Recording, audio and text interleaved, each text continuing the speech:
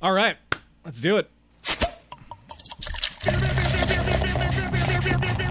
The only thing we have to Beer. is Beer. itself. Beer. So many choices. Only no function beer well without. Woohoo! Beer!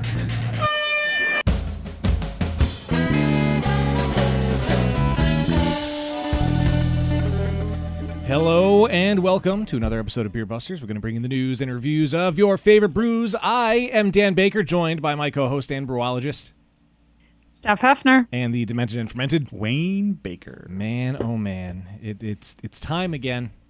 It's time for the triannual check-in. The triannual check-in. And I'm so excited because it's one of those times where we don't necessarily need talking points because we know our guest so well and we've been there from the beginning, that we've been friends with you. Right before the brewery opened, we met you and it was awesome, and I'm glad that we've been able to be friends for so long. We have joining us the man, the myth, the legend from Stickman Brews, Ethan Buckman. Woo! Triumphant That was return. so nice of you to say. What a wind up that gave me such warm feelings. The listeners should know that we started recording this podcast 18 minutes late because my dog wouldn't stop barking. So I walked the dog around the corner with these guys on Zoom. It was fun. I mean, all the audio was recorded, so it might be an outtake, or we could throw it on the Patreon feed or something.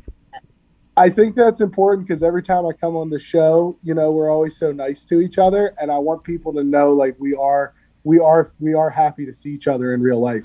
They let me walk my dog around I don't think the owners of unnamed breweries are getting that courtesy from this level of production team here. That's something that's reserved for VIPs. I love how you just called yourself a VIP on our show. I would expect nothing less. You're right. Don't get me wrong. You're absolutely right. I also think I should have counted, but how many times have you been on the show? I think you've had the most appearances. I don't even know. It's been this will be maybe my fifth or my sixth time. Oh, I feel like it's got to be more than that. Oh, I don't know. The reason that I'm on this time is because I texted Steph about your lager show. I was like, you guys did this whole lager show. I wanted to be part of the lager show. And so Steph was like, well, you can just come on an episode. We'll just give you an episode. I mean, the lager one was fun. Don't get me wrong, but we wanted to feature breweries that were not from the area for Philly Beer Week, so people get a taste of what lager is like outside of Philly. Oh, yeah. Don't feel like I'm salty about it. Plus, Bierstadt and Jack's Abbey are cool as shit, and Bierstadt makes maybe some of the best beer in the world. So agreed. You should always interview them when they're on. I'm not as cool as the people from either of those places. I can say that nobody we've had on the show is as opinionated as you are. That's true. At least not publicly. Steph has some breaking information, I think. This is number 7. 7? I was it would have been 8, but there was a time that we recorded at Stickman without you. That's true. Oh, yeah. There was some crazy thing going on. It was an episode actually with Bart, right? That time. I think it was that one. Yeah, and Kate and Jim were going to be there, and Bart was there, and it was for the first release of Double Deuce, I think. Yep. Yeah. And I didn't go because it was my mom's birthday, and I had missed so much personal life stuff at that early stage of Stickman that I was like, I just can't do another thing. I just have to go to my mom's birthday party. I mean, it's a respectable decision. Family always comes first. But next time we'll just record at her birthday party. Yeah, we can do that. That's the move. And she would be, let me see, does this work if I put it like this? Looks much better. Yeah. Cool. She would be, wait, are you being sarcastic? No, I prefer, now you can't see my head. Hold on. She would be ecstatic about that. There you go. Let's do it then. Yeah. So I'm all about it. Awesome. That'd be cool. I was just thinking, have you ever been on the show when we did a beer fest? I don't think so. No. Because I was thinking your appearances would be sort of padded by beer fest appearances, because that's often the case. No, because I avoid beer fests like the fucking plague. I was going to say, I don't think I've ever seen Stickman at a fest. That makes sense. We don't know them. We do. There's one or two that we did a couple of years in a row because we really like them or we really like the organizers. Like the Kennett Brew Fest, we always send beer to, but now Stockertown pours for us. And before Jim and Kate used to go, the Lidditz Beer Fest, honestly, just because of an excuse to hang out with Carson from Bull's Head. But those we really don't do a ton because beer fests can be a lot of fun, but they're not really like good for the business, if I'm honest with you. And so we just kind of don't do them. Yeah. Well, I mean, I don't know if you're aware of this, but you might have been ahead of the curve because nobody did any beer fest last year. So you really started Yeah. See, we were trendsetters. Stickman was trendsetters. Yep. We were focusing heavy on takeout and skipping beer festivals before it was fucking cool. All right. Well, we have a lot we're going to get into. Of course, we got to do the housekeeping first. You know what to do on the internet. At Beerbusters on Twitter and Instagram. Facebook, Beerbusters Podcast. Don't forget beerbusterspodcast.com. And you might want to add /shop. Sure. YouTube.com/Beerbusters Podcast, where you can find the videos that Wayne cuts up for Happy Fun Time.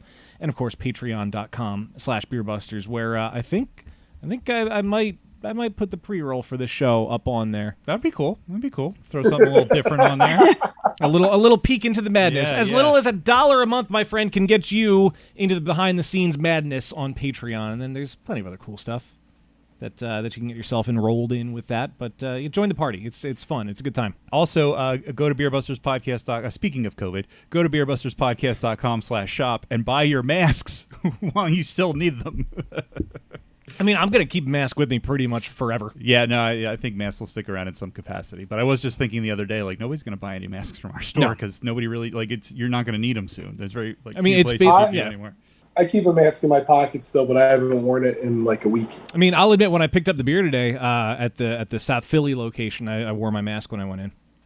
Well, that's cool. Did I nice have to? I don't even know. Yeah. The guy behind the counter. If you're vaccinated, Stickman's policy has always been to do whatever the CDC says. Of course. So the CDC says that if you're vaccinated, you don't wear a mask.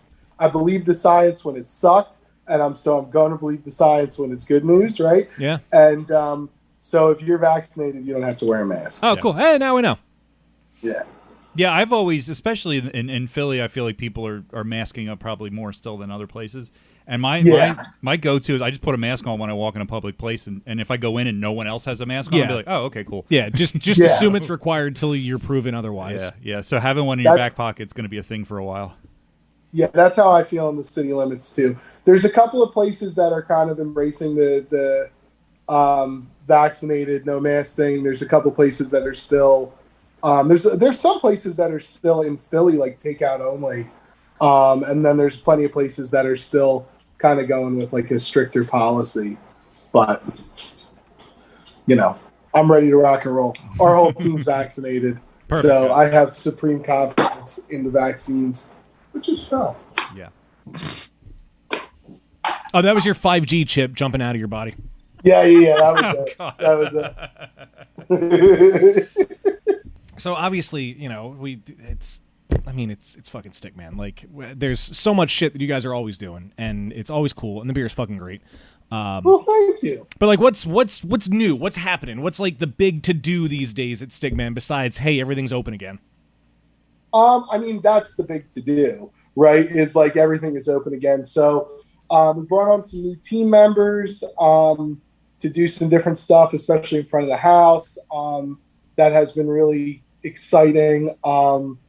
In Royersford, my sister is running the kitchen. We're doing the Detroit style pizzas. Ooh. We have new cooks in all the places, so it's we're kind of slowly going back to normal. Things aren't really where they were before COVID, but they're moving upwards. And so the big thing at Stickman is just filling all the positions. The team members that want to come back are coming back. We're hiring new people. We're working it out. We have these 2 Philly locations that we opened during COVID.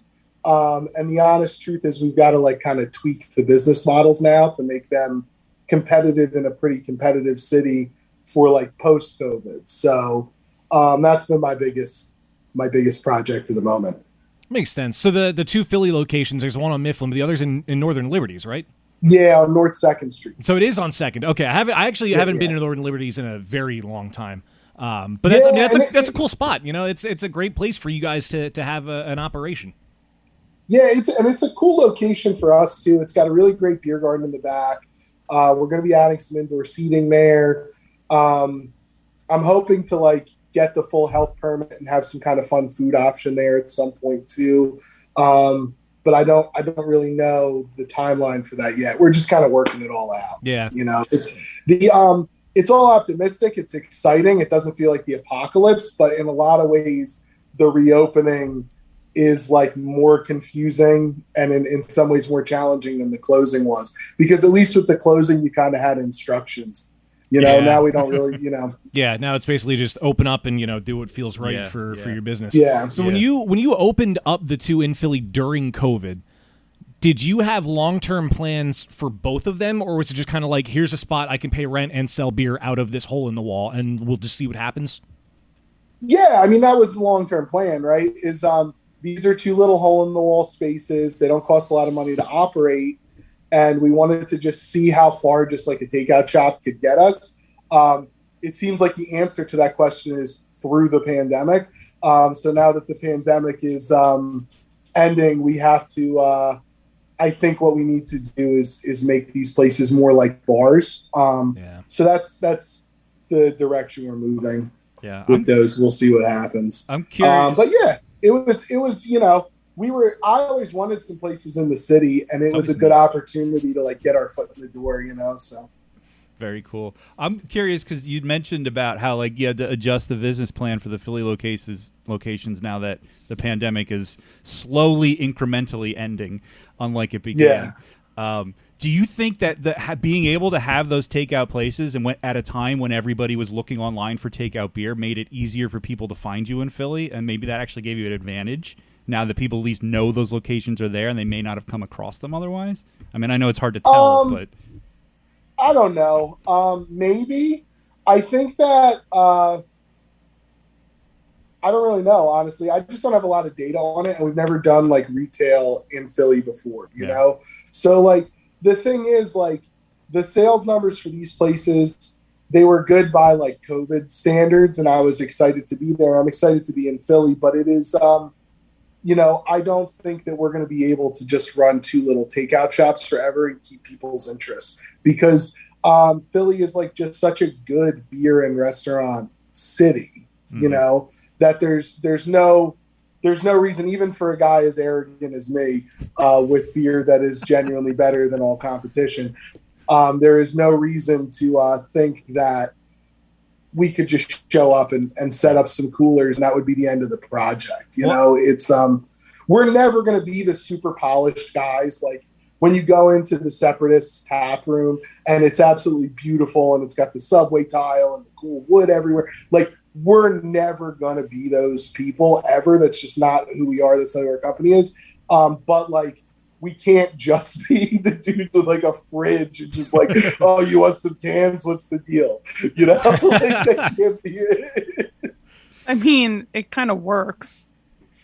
It works. It works, but we could do it. We could do it better, you know, onwards and upwards, as they say.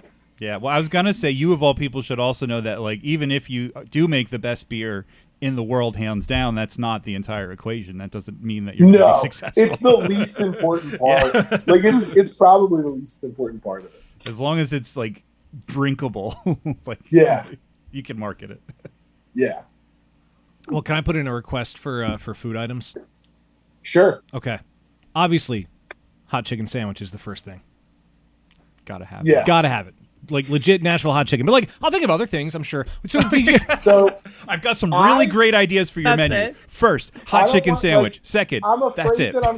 I'm afraid that I'm gonna pigeonhole myself here, right, if I do this. But I think you guys know that Stickman's always had a fascination with the hot dog, and I really want to turn. There's not like a ton of cooking space, right? But there's like just a little bit of space we can use for food prep. And if we go down this road, I would really just love to have like a goofy hot dog shop. Yeah, do it, man. Like you can get like hot dog rollers and like a Fixins bar kind of. I like this idea. Yeah, it's the hot dog roller that I think is the funniest, because I just get a kick out of the concept that I would sell you something like even slightly fancy off of a hot dog roll.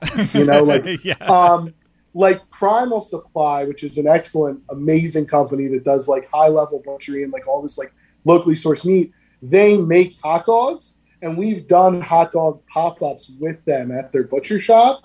And I would love to like buy, you know, grass-fed, you know, artisanally produced hot dogs and then serve them to you off of a 7-Eleven style roller. Like, to me, nothing brings me more joy than that. While you drink like a 12-month aged barley wine out of a fucking can at a plastic table in my beer garden. Like, the concept of that brings me immense joy. You know? I agree. I like that idea as well. That's a good one. Will you please have some vegan hot dogs too? Oh yeah, Grass-fed, in Northern of course. Liberties, of course. Grass-fed vegans. We'll have grass. Feed the dogs grass to feed the grass. vegans. Yeah, Grass-fed grass. It is kind of perfect though, because Grassception. you I was guys gonna say, if it's have- grass-fed grass, it may be vegan, but it came from cannibalism.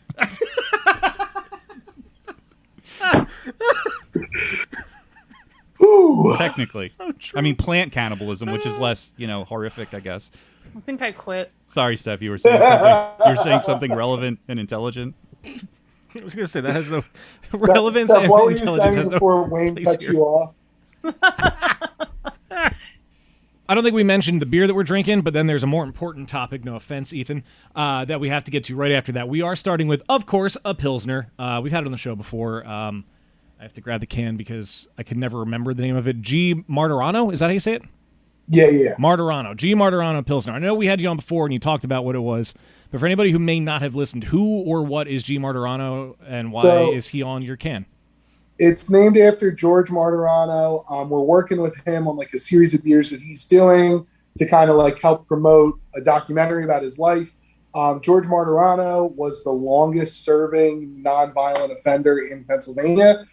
He got arrested for weed in the 70s and got sentenced to, I think he got sentenced to life. He ended up serving like 30 or 40 years in jail over marijuana. And, Fast forward to 2021. What? And fast forward Speaking to of convictions. Yeah.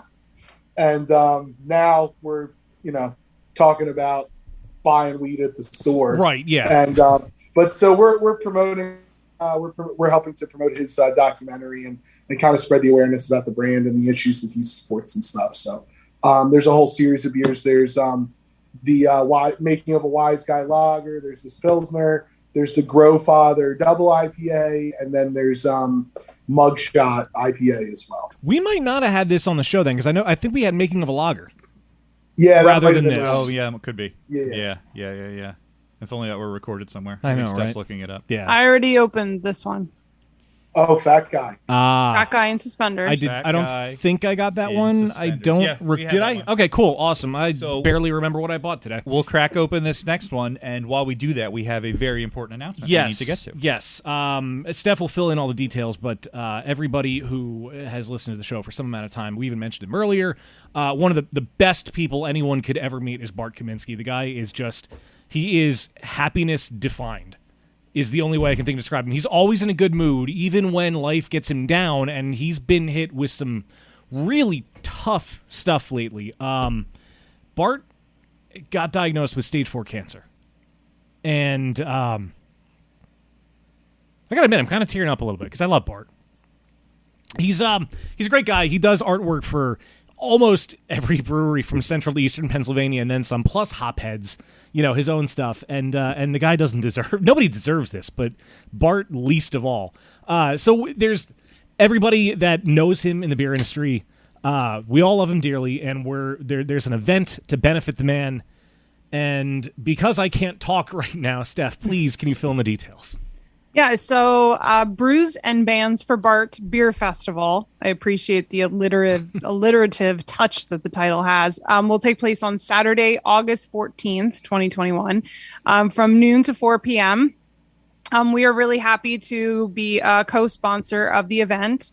with Hopheads Gear and Tattered Flag Brewing, which is in Middletown. And the town of Middletown has been awesome. They are going to allow us to close off a few of the streets and sort of have a block party style beer and music festival.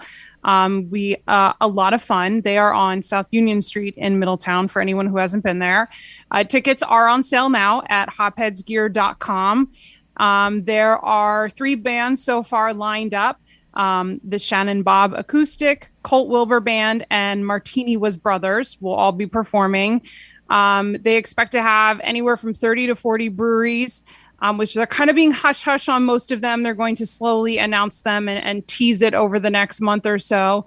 But we can confirm, obviously, Tattered Flag will be pouring and Stickman Brews will be there. So there you go, the first 2 official brewery announcements for the event. But you can get all the details on hopheadsgear.com or on Facebook. If you just search for Brews and Bands for Bart, the event will come up. And we've also shared it on our social media pages as well. So you can, of course, go there to get more details. But we'll all be in attendance. We're going to be recording at the event. As I mentioned before, we're sponsoring the event. And our next episode, we will actually have the guys from Tattered Flag on, as well as our old friend Dean Pierce, who is one of the head event organizers. So they will be able to share some more specific details with us, but we didn't want to delay in announcing the great event.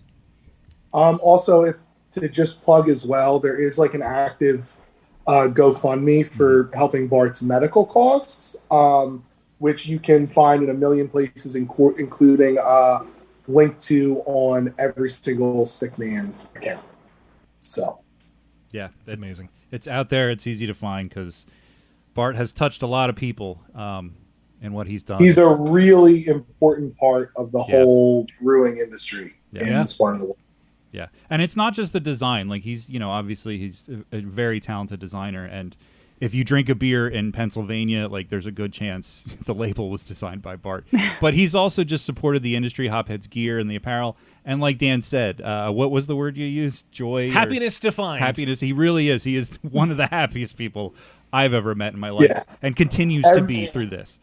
Yeah, every time you go anywhere, you see Bart. He's always having a good time. He's always being cheerful. He's always being super friendly and complimentary. He's a huge advocate for the industry as a whole.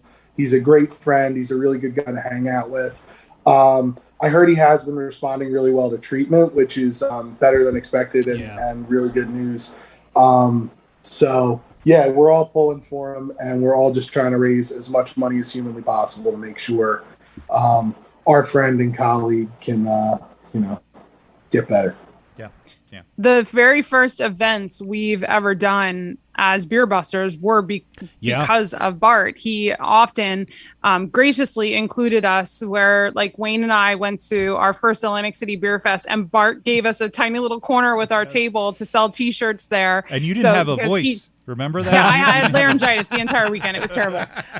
But, he knew we couldn't afford to do that just on our own. And he would always put stickers on his table or offer to sell shirts for us. 90% of the shirts that we've sold, he has printed for us, and always such a fair dude when it comes to that. And he basically taught us how to plan and do events on our own. He's like the master of events, and he sort of stepped back from that world. But the last one that he did at the airport with that was so cool. Beastie Boys cover band and like so good. The crazy bike riders, and I don't know the proper name is for them, but that was such I'll never forget Francisco standing there, and the bike went right over Francisco's head, and like it's always such a good time. If Bart is involved in something, it's going to be a great time. So we're excited to be able to return the favor and do something for him and to honor him. So if you are in the area and able to attend, it's going to be a kick-ass time. Or as Ethan mentioned, consider donating to the GoFundMe to help him get those treatments that he needs to fight this. And hell, if you're not in the area, still find a way to attend, because it's sure to be the biggest and best fucking beer party you've ever been part of. It'll be wild. Yeah. You have all these people. You have 30 to 40 breweries, plus all the people who just know Bart and want to support him. And we're all there to celebrate this guy that we all have this deep love and respect for. It's going to be fucking nuts. And it will most likely, it's looking like it's going to be our first in-person recording. Yeah, since March of 2020. I'm really excited that we get to do in person again, starting with this. It's such a fantastic feel good way to get into it. That we're doing something good for a guy that we love. Yeah. I was thinking that earlier too. That's very likely going to be, because I don't think, we talked a little bit about like what are like getting back to normal podcast recording at some point. And one of the things I said is like the first in person episode we do has to be something special. It has to be memorable. It has to have some meaning to it. And I mean, unfortunate because of the circumstances, but it is going to be cool that like the first live, in-person recording we do again is going to be for this event to support Bart. So I don't think I could think of a better special event to be our first back after COVID. I'm not sure I'm ready to squeeze into some tiny brewery yet, but a fun outdoor space with all of our beer friends sounds good to me. Yeah. There is it'll be good. A lingering social trauma after the pandemic where it's safe, but you still feel weird. I bought concert tickets recently, and I'm like, I'd like, is this cool? Am I allowed to do this? Am I going to feel okay? Like, I don't know. But our first concert will be at Red Rocks, actually. Oh, shit. Who are you seeing? Sweet. We're actually seeing the Colorado Orchestra do cool. An Aretha Franklin tribute. Whoa! So, oh, nice. Yeah, that's so cool. It should be a really, really good. I mean, I literally would go see anything at that venue because it's my favorite venue on the planet. So we just found something that was going on while we're out there. But that will be our first post-pandemic. Can we say it's post-pandemic? I think it's we can say like tail end. Yeah, post-quarantine, like post-lockdown. I think that by the time you go to the concert, it will be post-pandemic. Yeah. Well, I mean, that's what, next week you said that you're going to Denver? Yeah.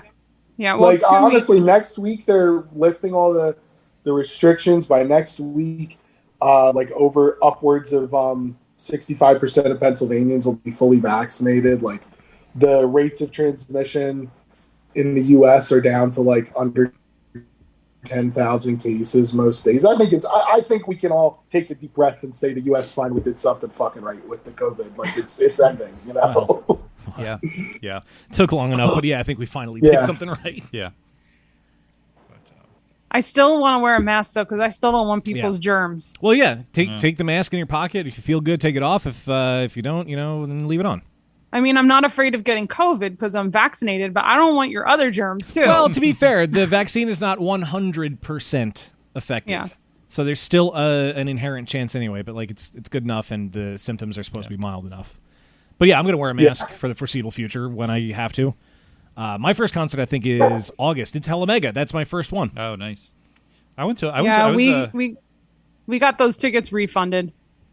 The 3 people I was going with don't want to go anymore, so I have to see if I can get a refund on 3 tickets instead of all 4.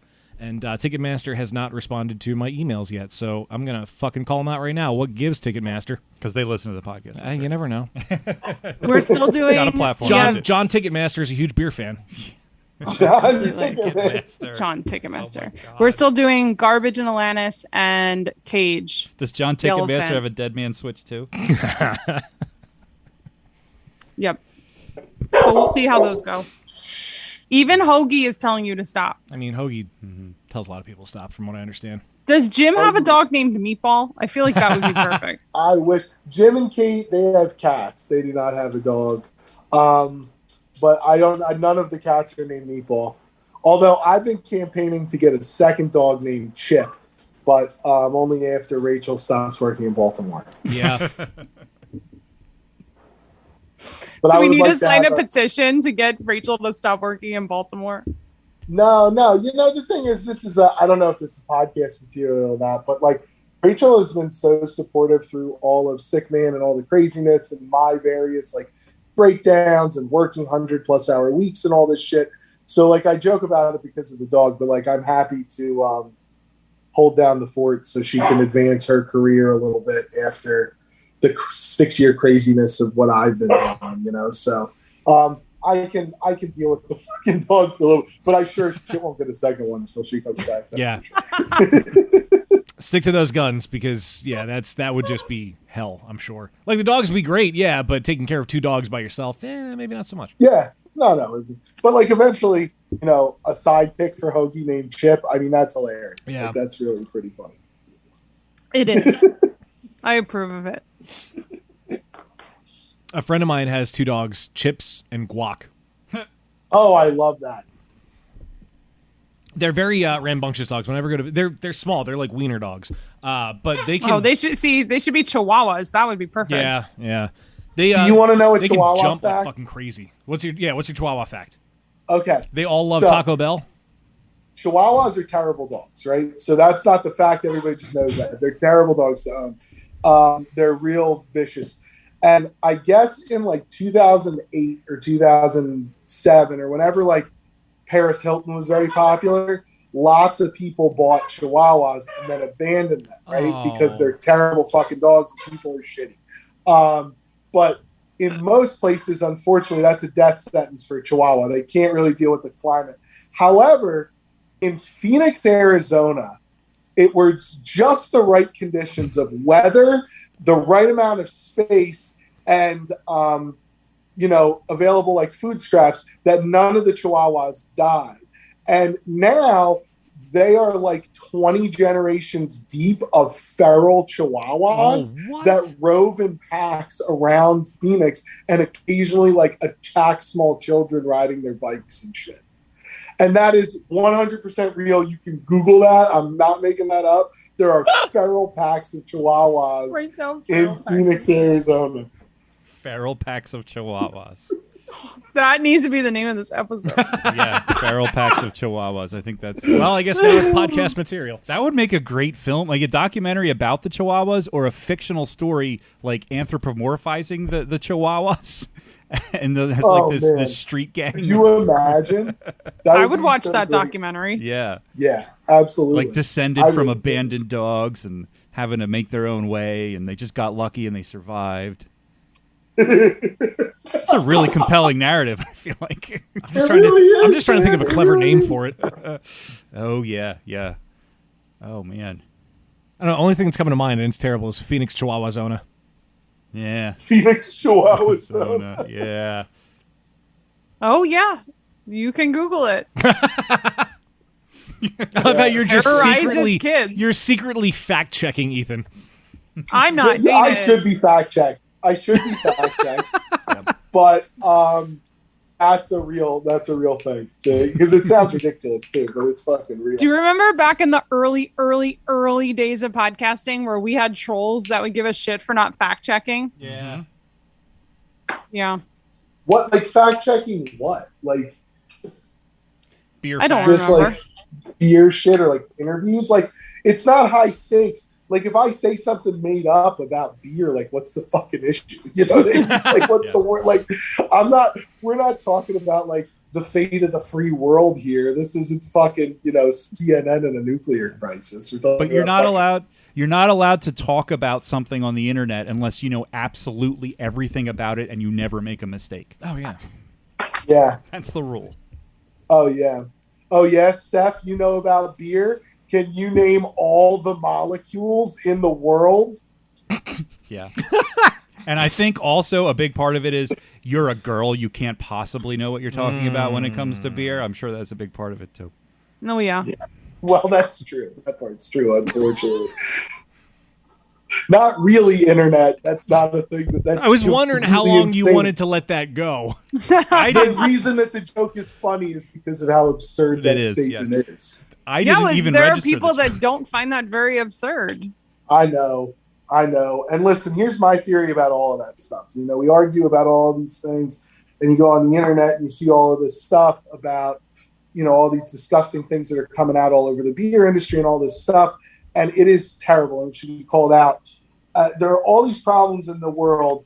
And I just have this strong feeling that if a group of smart people got together and came up with a list and we just guillotined the right 10 to 15 people, we would solve all the world's problems through example. You know what I mean? I think if you just really pick the right 15 people to scare everybody else, you could fix all these issues. Because you can't make these guys not misogynist douchebags, but you can make them afraid of getting their head chopped off. Can I propose something for you?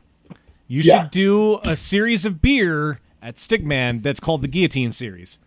So I've tried this. Kate won't let me do Yeah, it. Really? I feel like Oh, we've man. definitely had this. We've had this conversation we? before, and it's come to this series of beer before and how it got vetoed. Damn This it. all sounds like very you familiar. wouldn't explicitly say chop off. Right, but you could just like have a stick figure going into the guillotine and like have a sign for his crimes underneath, or like why he's getting his head chopped really off. Close to Kate letting me do an Imperial Pilsner called Heads Will Be Rolling. That was a guillotine themed label.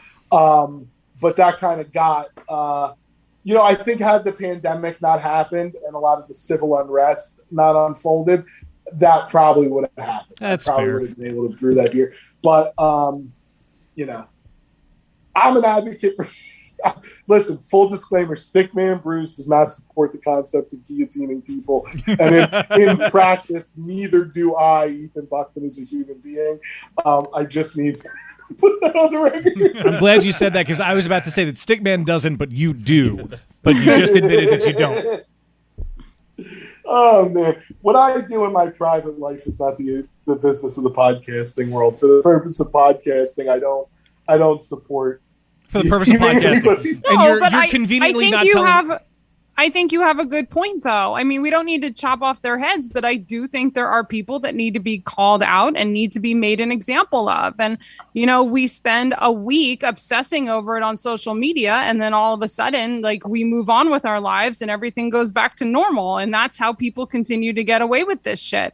And I do think it's time that there should be consequences for your actions. I'm sorry. Like, based on some of the things that have come out in the last few months, there are people that I will no longer associate myself with, and there are businesses that I will no longer go to. And I'm very aware of where my money is going and what the businesses support and what their stands are on issues that are important to me. And, I'm done. No, and you should be.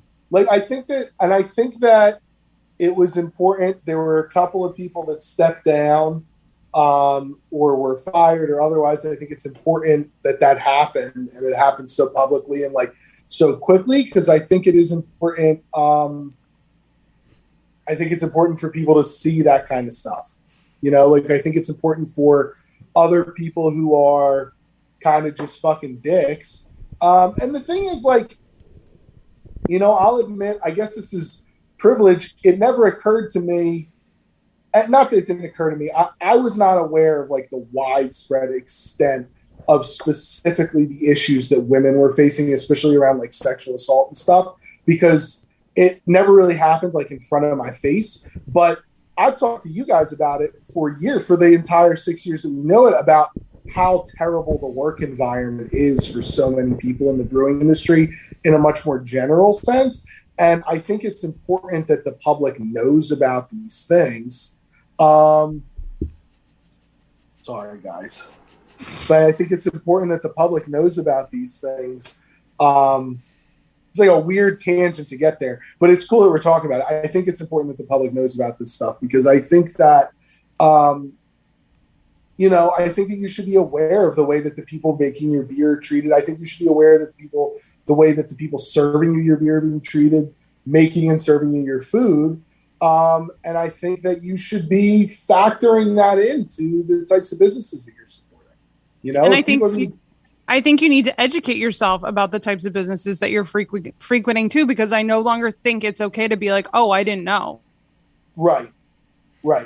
About specific things going on at specific places. But I do think it's our jobs as human beings to just be aware of what's going on around us and not just live in our own little convoluted worlds anymore. Like, people are being treated like shit because of their sex or because of their color or because of their sexual orientation or because of the way they dress, or, people are being treated like shit, and it's not okay. And this is not a world that we should be okay with living in anymore. And we can't just keep letting it happen. It's not that hard to just treat ourselves. It's not that hard to treat people with fucking respect. We're all humans. We're all in this dumb rock floating through space together. Like, just don't be a dick to people. Treat people like people. But no, don't let people be dicks. Right, that's the thing. People. Call people out. That's the thing. Yeah, call people out if they're treating people like dicks. Like, fucking stand up for your fellow human. You need to fucking do it. I think that this is an important thing to point out too, is that, we talk about these things like systematic racism and sexism and all that kind of stuff. And it's important to talk about it because that is the root cause of a lot of these issues. But when you approach individuals who are like perpetuating this, they would insist that they're not racist, they're not sexist, right? And a lot of times they justify their actions in like very nakedly like economic class centered ways, like, well, I am the owner of this company, or I am the head this or whatever, and these people are beneath me because they work for me. And so I think it's also really important to call that aspect of it out, because I think that preempts a lot of the other behaviors that are based in these other kind of biases that people deny that they possess. And I think that it's important to call out that, like, just because you are a doctor and the person you're interacting with is a bartender doesn't mean you get to grab her ass, right? Like, just because you own a brewery and the woman brewing the beer for you just has a bachelor's degree doesn't mean you get to demean her for being based in sex, but like the initial comment is based in a million other asinine things. Like, I think it's important to also point out that class aspect of it too, is that like a lot of these issues we're seeing are guys who found themselves in positions of power and then use that position of like strength as an excuse to be a fucking dickhead. And a lot of the people being praised for being allies, not to say that they're bad guys, but may have found themselves in that same abusive position were they at the top of the pile, because nobody's, so it's an important dynamic to talk about too. Yeah. Well, I think, being a server, bartender, particularly being these things is viewed as lower class. Yeah, and particularly in the brewing industry, one thing that I thought about was, like you were saying, a lot of these companies are small companies started by very young people with no experience running a business and managing employees. They just out of college or whatever. And they're opening these new businesses, and craft beer is super popular, and like a lot of them get super popular super quickly. So it's these inexperienced young people, that suddenly have all this money and all this power, and they're brewing beer and drinking all the time. And that's not an excuse for being an asshole, but it's a situation that enables people who are going to be assholes to get away with being assholes. So like when it's, like you say, the owner of the brewery, and in an industry where it's particularly a circumstance that would engender people to be in positions they could abuse very easily. Right. And, it inspires an unbelievable degree of entitlement in some people, I think. And I think it does that because a lot of our stuff is so rooted in just like, who can you be better than, And it dovetails into what Steph was just saying about like sexism and racism and all of the biases that we deal with in the U.S. It's all based in this idea of like, who can you be superior to? And I just think it's really important to like recognize that like you are not superior to anybody because of their job. And like, that's always the interaction that seems to spark the, like, you're going to be mean to the black person who's waiting on you, or the woman who's waiting on you. You're going to demean the female employee or the employee of color first, but you're not typically going to demean those people if they're in the same position as you are. So it's important to recognize that like dynamic and where it comes from too. And it's a really shitty thing that really perpetuates throughout the beer industry, especially. Yeah, and speaking of consequences, like Steph was talking about earlier, like not patronizing businesses that the people who are running or in charge of or own or whatever have done terrible things or treated people like shit, and that's a consequence too. If you're a young promising brewery suddenly go out of business because of something like this, that's another sort of deterrent, as shitty as it is to like need a deterrent instead of like a cure. But I think and boycotting a small business is a lot more effective than boycotting Amazon. Jeff Bezos is going to be okay if you don't buy something on Amazon today, but your dollars are very effective at craft breweries because they are small businesses. So if craft breweries are being shitty corporate or personal citizens, then you can make a difference in that regard, I think. Yeah, just don't treat people bad. Yeah, that's it. Where did we really went down a rabbit hole to get Well, here. I mean, we tend to get on tangents with you, and it's totally acceptable and fine and wonderful. But it's a big topic that is at the limelight, and it needs to be talked about. So I'm glad. And I have to be honest. There was a time when we used to do this podcast where I used to feel like I shouldn't talk about things. I should watch what I say and sometimes keep my opinion to myself. And, and I have had conversations about this very topic with people off air. And I've had some, very close people say to me, you need to just speak up and say what you really think about things. And, I'm kind of at the point where, if you don't agree with my opinion, you're probably not listening to this podcast anymore anyway, because, we're trying to be more bold and more clear with our stance on things and how we feel about things and what we support. And, we might just be a little podcast, but it is still a platform. And I take that seriously. And, I want us to be fun and entertaining. And this is something that I look forward to, especially over the last year and a half. This is something I think all three of us have really looked forward to. But I also take it very serious that our opinion can be heard, and even if it's in some small way. So I might not always be right. And a lot of times I do let my emotions take over. I'm just an emotional person, not because I'm a woman, because I'm a human being that cares about shit. But, I'm also a really fucking smart person. And yes, I have a degree in brewing and I know how to fucking brew beer. So don't come up to me at a table at a beer fest and assume I'm the one that doesn't know anything about beer, because I'm no longer going to keep my mouth shut about that.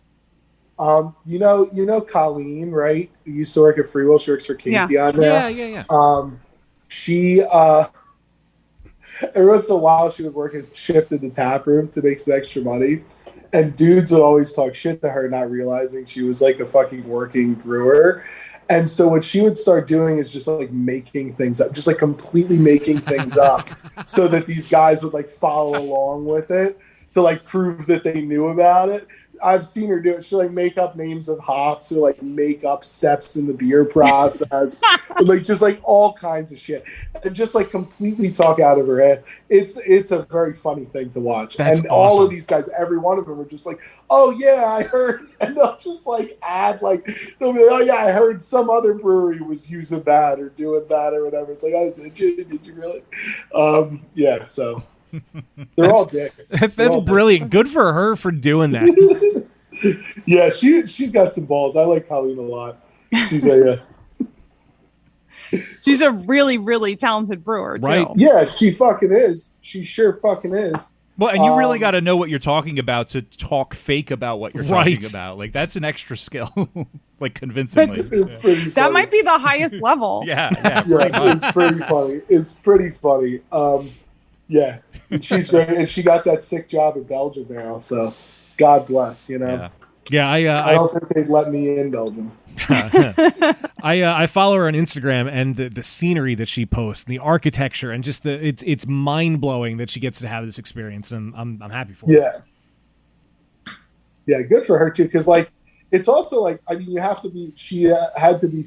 I think she's trilingual now, because she had to speak French to be able to work there and get the job. But they also wanted her to learn Flemish, because I guess there were like I think there were other coworkers from that part of the area, but also like most of the tourists who come for the brew tours are Flemish speaking. So like, I think she also speaks Flemish now. I'm not positive. Good for her. Wow. God, Yeah. I barely have a grasp of the English language, and she's speaking 3 languages now. Good for her. Colleen, if you're listening, we're proud of you. Hey, we could do a Cantillon podcast. Now Oh that my Zoom's a God. thing. Yeah. We could. That would be fucking wild, wouldn't it? Can you imagine? Colleen, send us some beer. Can you imagine what Jen's response would be if we did that? Yeah. Oh, God. Maybe we shouldn't tell her. Yeah. Although all of the beers I'm drinking this episode, I may have gotten from the McDonald household. He was around, was like, oh, I was just at Stickman. I'm like, I need some Stickman beer. A friend of mine texted me a picture because Thank you, Ron. she was at the Rofo Stickman today. She sent me the picture at 5:30, and nice. I'd gotten home like 10 minutes before with a beer from the South Philly spot. I was like, it's fucking crazy that you're there, and I was literally just at a different spot. It's the day of Stickman. I love it. is. I appreciate I mean, it. every day should be the day of Stickman. Let's be honest. I agree personally. I don't know about y'all, but my glass is empty. I'm gonna drink some water because I feel like I have to, but I could use another beer. Which one are you opening? It's a good question. Wayne, what'd you grab? Well, 7's the first one I put my hand on. All right. Oh, that's a good one. Oh, I have to. I told. I don't know the guy's name, but whoever was behind the counter when I picked up my beer at the Mifflin spot, I have to give you shit because 2 of the cans that I ordered were out. When was this today? Yeah, so I wanted to get 5 because I never had 5, and I wanted to try it with the pretzels and one of the other ones. I forget which. I really thought you were going to follow up with, when was this today? Maybe you should plan ahead. Yeah, well, that's totally fair. Yeah. It hit me this morning. I was like, I don't have particular Stickman guy, beer. Matt, who told Matt. you to give me shit. Oh, I is said the I was guy going to give you that's shit. in charge of updating the inventory. Oh no, he was super cool and he was overly apologetic of it. I was like, dude, it happens. It's fine. Like I get it. It's cool. Oh, yeah. He's like, I'm so sorry Matt's- for the trouble. And I was like, dude, it's okay. I'm just going to give Ethan a hard time. Matt is the man. He is really he's been a wonderful addition to the team. Matt and my mom are like best friends. Matt's mom and my mom are like best friends. Nice. So I've known Matt my whole life. So it's a little bit of nepotism, but he is really awesome. He's been like, he kind of works as like our operations manager. You know, he kind of oversees all the Philly spots. He delivers all the beer. He updates all the inventory, all that kind of stuff. That's a very important role. Oh yeah, he's the man. So let's talk Number about 7. 7. Let's talk about 7, baby. It's a classic pub ale. It's Brendan's baby. I really didn't have anything to do with it. I did filter it, but Brendan told me what filter medium to use. So like I didn't even really make the call on like what level of filtration to put it through. Brendan did everything. It's really, really excellent. We're going to send it to JBF this year. Hopefully we win. But I think it's really good. I think it just hits all the classic notes. It's described as malty and biscuity with a hint of honey and orange citrus. Yeah, I would agree with that I would assessment. say that's accurate. Well, yep, there it all is. I would say that's accurate, yes. So do you have, do you know what number 8 is going to be? Yeah, so number 8 is my baby.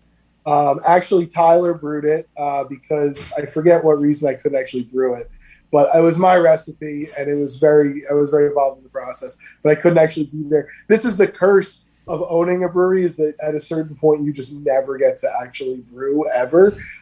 So Tyler actually brewed the beer, but I was involved. I was very heavily involved in the process. It's a blonde barley wine.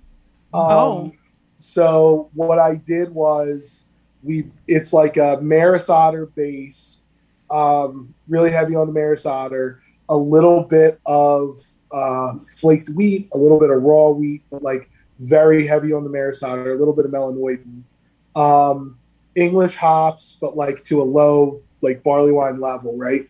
And so I fermented it with that Scottish wee heavy yeast, and then did like a lager step down temperature wise for like 5 days to drop the temperature out. And then once it was conditioned like that, I transferred it into the down to 32 degrees. I transferred it into the single wall bright tank on top of a bunch of oak chips. So what my hope is that like with the temperature raising, I can create like a bloom effect, because it took like 10 days for it to fully get back to like room temperature.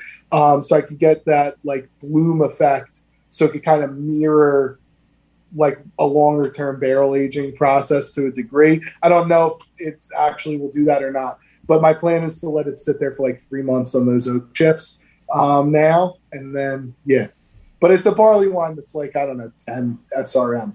So it's a blonde barley wine. That sounds amazing. I'm very excited for it. I can tell there was a lot of excitement in that description. Do you feel like this experimental series that you guys are doing is like reigniting your excitement for beer? I think so. I think it's fun to be able to like do these kind of projects again. There was a period there where I really wasn't doing anything I was super excited about. And then, and it's, I don't know, I'm pretty candid about this. You guys are pretty candid about this. Like, it just, I don't get excited. I didn't always get excited about New England IPAs. And then like, I kind of found the joy in them, but now like the market is opening back up again, and we're having like real large success with our lagers, Some of our saisons are selling a lot faster than they were before. We're kind of getting back into new techniques with the kettle sours. And then this experimental series has been a real breath of fresh air for us. We've done a lot of fun stuff. I was able to do my IPL and my steam beer. Brendan did that one, like he's doing some different hoppy stuff, and he did that pub ale. Like Will did the smoked beer. Like we're really having a lot of fun, That's awesome. And I love that you've been canning all of them too. Oh yeah. We just can everything all the time now. We are the most canningest brewery there in southeastern Pennsylvania, Everything goes in a can. I'm writing that down. I feel like that needs to be fact checked. I think I would stand by the claim that we actively can more varieties than any brewery. Okay, yeah, more varieties, yeah. But I would argue the most canningness. The most canning. Yeah, so like percentage of product canned versus draft, I don't think we're probably not the most, but we're certainly in like the top 20 percentile, right?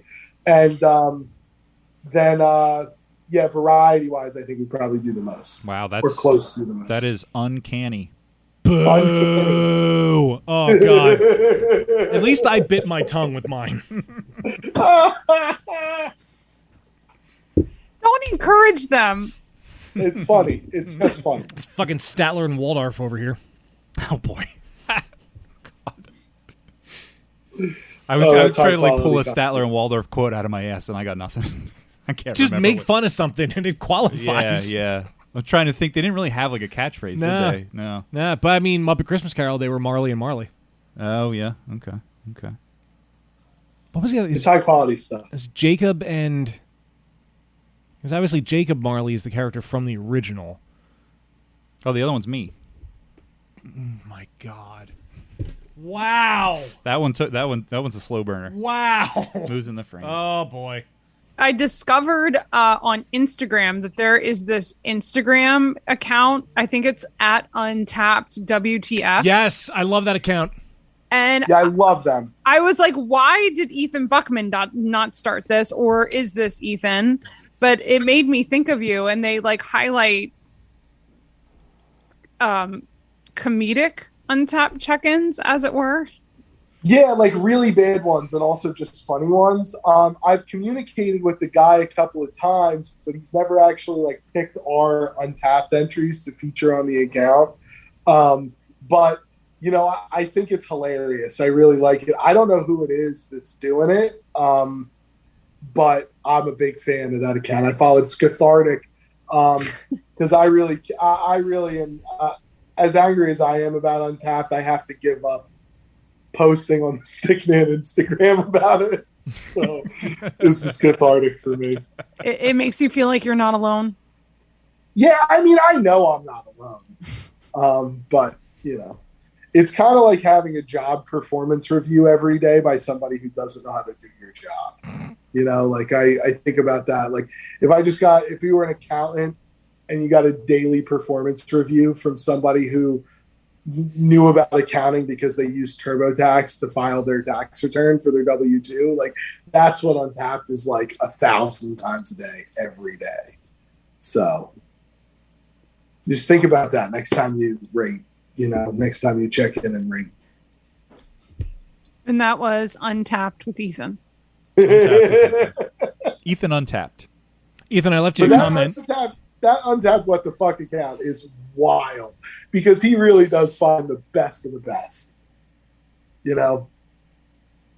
Ethan, I'm leaving you comments on all my check-ins specifically for you. Well, thank you. I appreciate that. Do you, though?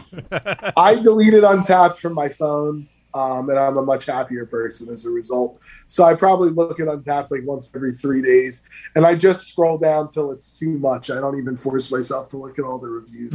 So I might see Dan's, I might not. But this is a healthy boundary I've set for myself.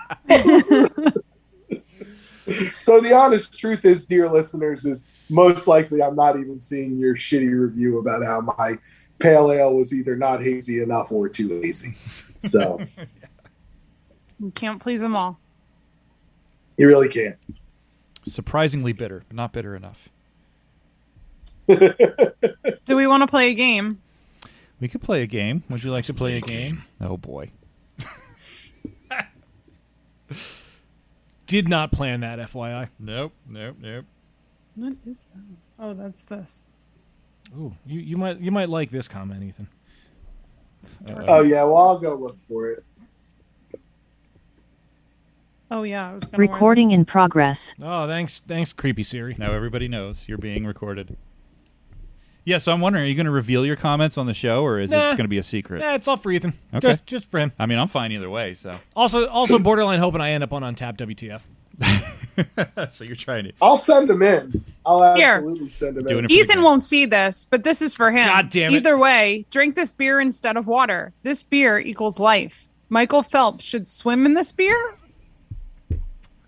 Michael. Thank you. Those are really nice. Yeah, I thought it was. I mean, I didn't think it was going to be mean, but I thought it was going to be a little more, cutting than that. There's time. I'm not drunk enough yet. There's time. Oh boy. Michael Phelps should swim in this beer. Michael Phelps should swim in. Does Michael Phelps even swim anymore? I mean, I would. probably I would. recreationally. Nah. I wouldn't. I wouldn't. You wouldn't swim in your beer? No, I wouldn't swim recreationally if I was Michael Phelps. Oh, okay. Fair.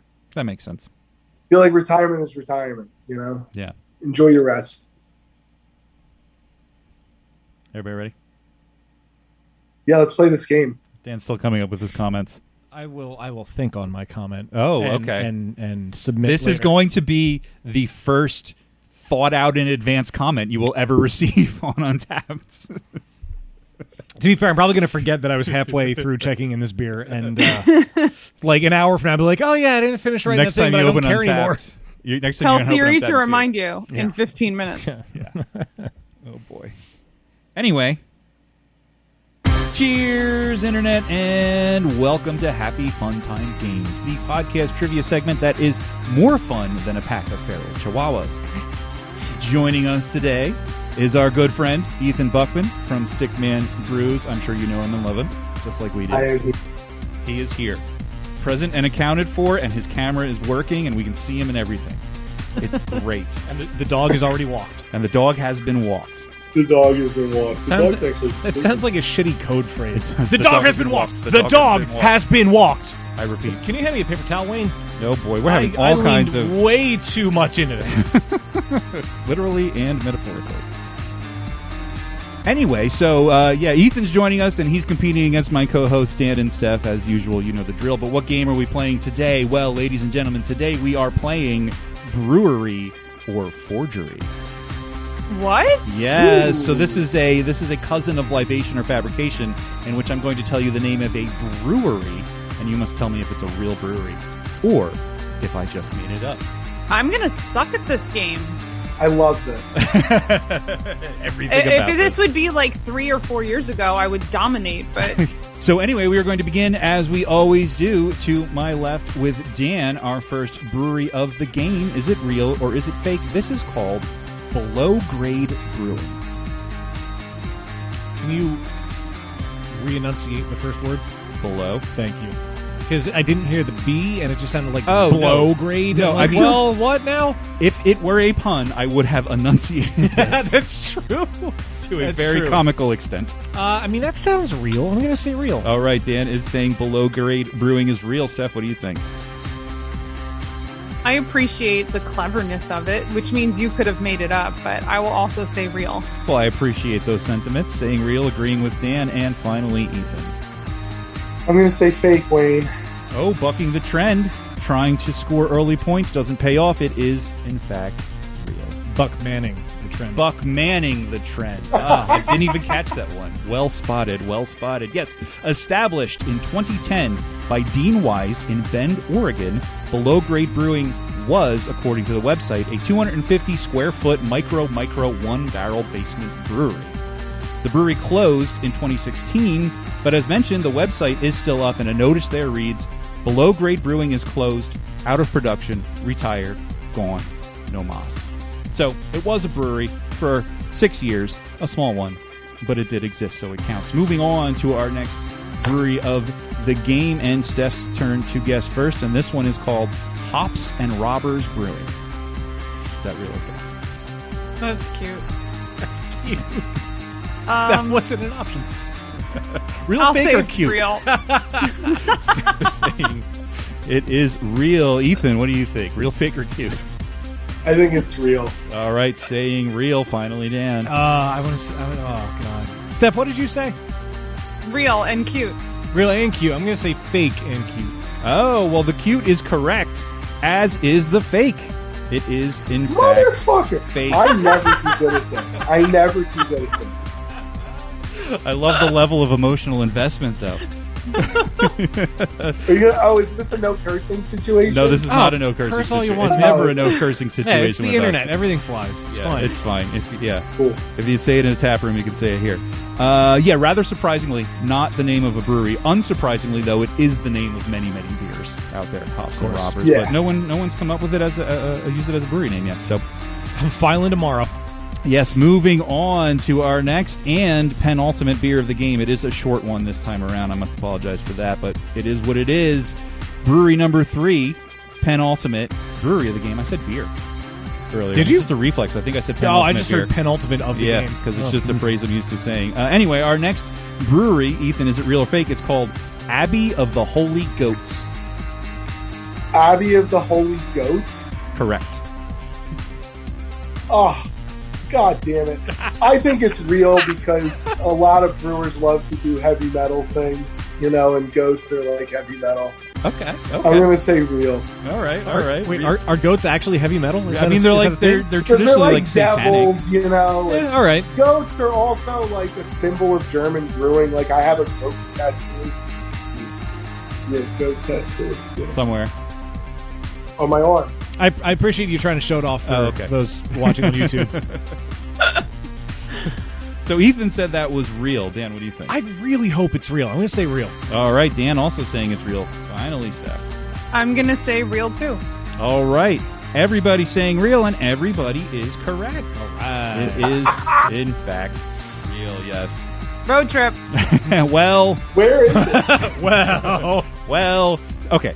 Abbey of the Holy Goats was founded by a Georgian in Georgia, Kathy Davis, when she reportedly was torn between going pro with her brewing or to start a goat farm in the wilderness of Maine.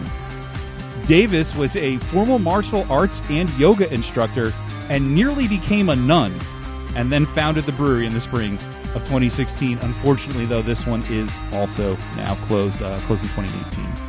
You're telling me that a woman who floated between careers such as goat farmer, brewer, and nun. And yoga and martial arts not- instructor. Can't forget those. What? Yoga and martial arts Oh, instructor. yoga instructor and martial arts instructor. You're telling me that this woman, after all those other varied and disparate interests, was not able to combine them all into beer form successfully? You're telling me I know. that wasn't a winning She was combo. set up for success, and unfortunately, People are Wasn't meant to fucking be. crazy. People are crazy. Where was that one? Did you say? Georgia. It was in Georgia. It was Georgia. I don't think I wrote down the specific city. It may have been Atlanta, but it was in Georgia. There's a lot of Yeah. other spots in Georgia. I think I read, and this is just off its memory, and I'm not sure how true it was, so don't quote me on it, but it may have been the first female-owned brewery in Georgia, so shame that it's Oh. not around anymore. I think I did see that in some of the articles I went through, but is what it is. We are coming up on our last brewery name of the game, so at this point we're going to add up the scores to see where everyone stands, and we have everybody on a different level. 3 tiers, 3 players. We've got with a perfect score, 3 out of 3 so far is Dan, to my left, poised to take victory. Coming in right behind with 2 correct answers is Steph. And finally, self-proclaimed terrible at these games is Ethan, proving that the veracity of those claims, he only has 1 point. Every time. It's okay, because it doesn't really matter. So, we are going to make Dan guess first, because he's in the lead. Got it right this time. Tell me, is this real or is it fake? Our last brewery is called Satisfactory Beer Company. Wait, that's Ethan's brewery. That was something I really wanted to do, though. But that is also Stickman. I am gonna say real. Somebody out there would lean into that much. All right, Dan is going real on that one. Steph, what do you think? Then I have to say fake. Steph has to say fake to try and attempt a tie here. And Ethan, you've got no hope, but you could at least get one more point. I think it's real. Right. And you didn't even get one more point because it's fake. It is fake. However, if it did exist, it would presumably be a step above below grade brewing. Can we start a brewery called Proficient Brewing? That's a good one. So, the idea that I had was Better Than Nothing Beer Company. I like that one. And all the beers would just be like, this is where the idea for like Storm on Spine's label came from, was this idea. But all the beers would just be white with just Times New Roman black on them, and it would just say fizzy yellow beer, flat beer. Like, it would just be stuff like that. Bitter hoppy beer. Like, it would just be like, that would be the thing. I really like that idea. I think you should do it. Yeah. Start a second project. So you don't have Well, a enough to do. third project. A third Right, project. yeah. I want to get into that after the game. Oh boy. Yeah, so that's the end of the game. I've added up the scores, and our big winner, no surprise, with 4 out of 4, a perfect score, is Dan. Wait, what? No, had that's 3 not out of what just 4. happened. It's tied 3-3. Yeah, I had 3 out of 4. Did I mark it If wrong? you want to give me a perfect score, I'll take it, but I didn't earn it. No, you will not. No, you will not. It is tied 3-3. Just for that, Ethan gets a bonus point. Yeah. No, because I wanted to just have Ethan 1 gets point. 3 bonus points. I just wanted to have 1 point. Yeah, I got distracted and thought the answer was the opposite of what it was. I mean, who's surprised? I never do this, right? So, yeah, Dan and Steph are tied. Sorry, Steph. Dan and Steph are tied with not perfect scores, but close to it, 3 out of 4. Ethan still only has 1 point. But props for being able to do simple arithmetic. We appreciate that. Thank you if you're watching this on YouTube. Do the YouTube things. We appreciate it. But this is also, of course, the point of the podcast where we have to shout out to our most generous patrons on Patreon. We would like to thank the following individuals from the bottom of our collective hearts, beginning with Ben Mengel. Pow, pow, flavor, cool shit. Fuck yeah. How appropriate. Chris Mahoney. And I think, oh, look at that cat. Dana. I would be like, oh my God. Sean Sullivan. PA Brew Review. The one that doesn't have a fucking delay. Are you Yeah. serious? Topher Simmons. Go back in time. Jill Chivers. I like cookies. James Lamberg.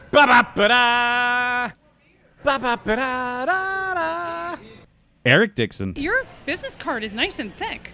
Jen McDonald. What? Ooh, that's a spicy one. Brian Mills. Hold on. Wait a fucking minute! Classic.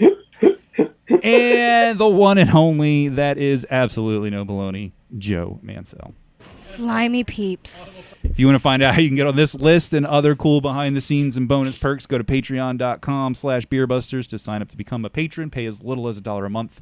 But now we must pay our tab. Say, Yvonne, remember when I said I'd have to send away to NASA to calculate your bar tab? Oh, yeah. We all had a good laugh, Mo. The results came back today. You owe me $70 billion. So I had an idea for a business. What if you could get 5 condoms in the mail and try them on before you use them? Keep the one you want and send the rest back. Well, I pitched it to friends of mine, and they pointed out many, many shortcomings in that plan, which I hadn't thought of. So, bad idea. However, it could work for glasses. Enter Warby Parker. What's Warby Parker? Well, Warby Parker makes buying glasses online easy and risk-free, which people who have eyes that don't work well tell me it can be very annoying otherwise. So Warby Parker will send you 5 glasses for you to try on at home for 5 days to get feedback from your friends, your family, people on the street, people on the internet, what have you. And you can send back what you don't want, risk-free, no charge, no questions asked. And for every pair of glasses that you buy from Warby Parker, they will donate a pair of glasses to someone in need, which is not an idea that I had for my condom pyramid scheme, but it sounds like a very good idea for glasses. Want to find out how you can get in on this deal? how to get your free at-home trial of glasses. Amazing. Go to warbyparkertrial.com/beerbusters. Get a free 5-day trial of 5 frames at warbyparker.com/beerbusters. The end. So I guess we should start back up with another beer. Another beverage. Well, why don't you guys drink the Poor Man's collab? I don't have any more of that. I don't give him the old razzle dazzle. Did you try it, Steph? It's really good. I may have bought a few 4-packs at Poor Man's. Did we have that on I'm the so show? excited about that beer. I've been bitching for months about the specifically banana esters in beers with Saison yeast. I don't like, and this one came out perfect. No banana. Hashtag no banana. No banana. Hashtag no banana. So I was really happy about that. You also just released a collaboration with 2 locals, right? Yeah. Hometown Hero, the Pilsner, with a little bit of Sabro. Do you have an update on them? On 2 locals? Yeah. They're contract brewing a lot of their stuff right now. They're doing a lot of collabs. They're generally cool guys. I only met Rich, but he's a great dude. It's been a lot of fun working with him on this project. Yeah, I don't really know much more about what they're doing besides that they're good dudes. Good stuff. I do got to say that old Razzle Dazzle is quite delicious. Oh my God, yeah. Yeah, I'm really loving all the banana notes. Good reservations. Don't talk to me about banana. No, that part was a joke, but the beginning was true. It is really good. Thank you. I'm glad you like it. Yeah, I'm on this campaign. Steph, you may actually know the answer to this. I have no idea. I don't know how to get rid of banana esters in fucking Saisons. And so the best thing that I could come up with was just like cutting the oxygen down more, which like sometimes seems to work, but it seems like if it gets too hot, like I get banana esters. But like I know plenty of other people who ferment Saisons really hot and don't get banana esters. And like I've tried a million yeasts, and it's just like I want to use the Safe Ale, the BE 134, because that's like the DuPont strain, and I want that like specific flavor, but I don't want the fucking banana esters. Well, I will tell you, I am drinking Wishbone right now. Yeah. And I think the banana esters are quite wonderful in this. Yeah, but you see what I'm talking about, though? It's just because it's good doesn't mean it's what I want. You know what I mean? Like, I hear I you. don't want the banana esters, and it's just fucking with my vibe. But thank you. I'm glad you enjoyed the beer. You know, it is good. Oh my gosh. I always thought it was a temperature thing with Saisons. I thought that's. But you what said I you think played around too. with the temperatures. Well, the problem is we usually ferment them in the single wall, so they usually get up pretty high regardless. But the problem is, like, you know, if you don't ferment it, the thing that I think people don't, you know, think about with Saisons is like, if you don't ferment it hot to some degree, it can be pretty neutral, and you end up with like a pretty mild character. So like, it's got to be up there on temperature to get any kind of ester character. But then, like, you know, you're towing the line, and then you get these fucking banana flavors, and I'm like, this is not. I want this to be distinct from the Hefeweizen, and I just don't want those flavors. You got to find the sweet spot. That's what I'm saying, but I don't have temperature control on that tank, so I got to figure out something to do with it. Otherwise, to make it so that you can't make the banana, but I don't really like. I'm no chemist, you know, so it's. Got lucky on the Razzle Dazzle, though. But I think that what happened with the Razzle Dazzle is that we dry hopped it during fermentation. And so we kind of just like started like a whole new thing. Yeah. I was going to say. I thought you were going to say the thing about Razzle Dazzles. I just let Poor Man's brew it. No, we brewed it at Stickman. We're going to do another. I know. At their brewery, but I know. I'm just. Yeah. Well, the next one they are going to fucking brew. We're going to brew a lager at their place. They're going to do it. They're going to brew it and they're going to like it. Yeah. I'll tell you what, their Perspective Pilsner is delicious. And I told Ryan, I think it's the best beer that they've ever brewed. And I'm so excited for them that their beers just continue to get better. Yeah, they're rocking, dude. I like those guys a lot. Ryan and Sam are cool guys. They came to the brewery. They brought us like 6 pounds of egg rolls to deep fry. They brought us like a shit ton of beer. They're always super friendly to talk to. They actually bought our old grain mill from us when we upgraded, which I think you set up. Actually, I think you helped make the love connection stuff. I don't. I think I've helped you make all of your friends, Ethan. Yeah, you've helped me make a lot of friends.